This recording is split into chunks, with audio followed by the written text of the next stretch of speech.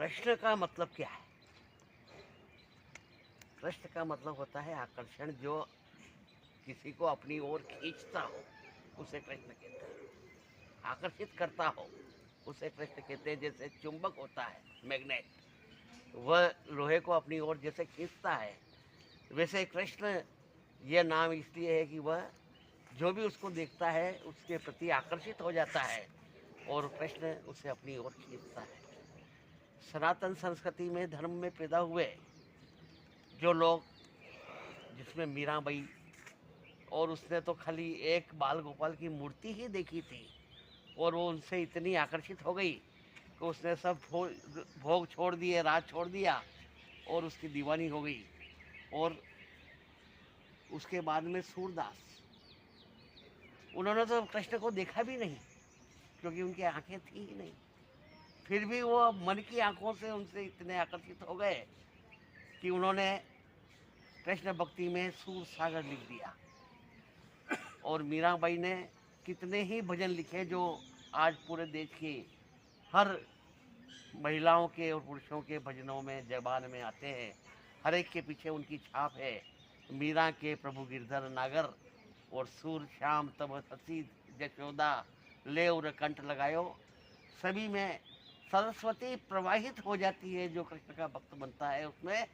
जैसे सनातन संस्कृति की बात हम छोड़ दें तो जो विधर्मी थे, उन्होंने भी कृष्ण को देखा और आकर्षित हो गए और उसके होके रह गए। जैसे रहीम, का करे रहीमन को, का करे ज्वारी चोर लवार, जो पति राखन हार है माखन चाकन हार। और जो रसखान, वह उन्होंने एक बार कृष्ण का की मूर्ति देखी और उसके दीवाने हो गए और उन्हीं की भक्ति में रंग गए।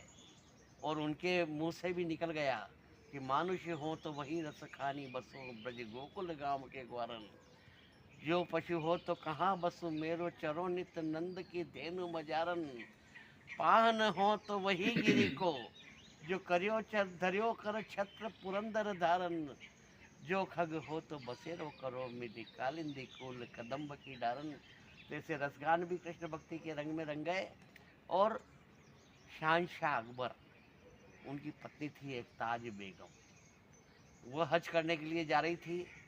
तो डोली में बैठ करके, पालकी में बैठ करके जो वृंदावन में होके निकली, तो उसने देखा कि बहुत से लोग मनमत उदावले होकर के, दीवाने होकर के, पागल होकर के राधे गोविंद गोविंद गोपाल राधे, राधे गोविंद गोविंद गोपाल राधे से गाते गाते, नाचते कूदते हुए जा रहे।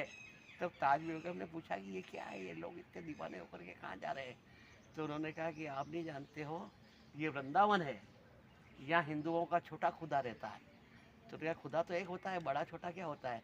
अरे वो बड़ा नटखट है, वो एक बार जो भी उसको देख लेता है उसका हो जाता है, उसमें आकर्षण है, उसका नाम कृष्ण है। तो उसने कहा कि मैं भी उसे देखना चाहती हूँ, तो क्या आप डोली से नीचे मत उतरिए, वरना आप उनको एक बार देख लोगी तो उन्हीं की होके रह जाओगी। तब उसके मन में, और ताज बेगम के मन में कुतूहल जागा, तो बाके बिहारी जी के मंदिर के वहाँ डोली उठवाई और वो मंदिर में गई। और उसने जैसे ही बाके बिहारी की मूर्ति को देखी और उसकी आंखों से आंसू निकलने लग गए, वह रोने लग गई और उनसे इतनी आकर्षित हुई कि उसने हज जाना छोड़ दिया और वहीं की होकर के रह गई। और उसने कई छंद ताज बेगम ने लिखे, होरे गिरधारी नटवर गोपाल, हो तो मुसलमानी हिंदुवानी बन रहूंगी मैं, तेरे गुणगान तेरा नाम ले रहूंगी मैं। तो ताज बेगम भी कृष्ण भक्ति में रंग गई और वृंदावन में ही अंत समय तक रह करके और उसे कृष्ण भक्ति में अपना जीवन समाप्त किया। तो इस प्रकार कृष्ण जो है वह आकर्षित करने वाला है, वह सबको एक बार जो भी उसको देख लेता है वो कृष्ण का होके ले जाता है।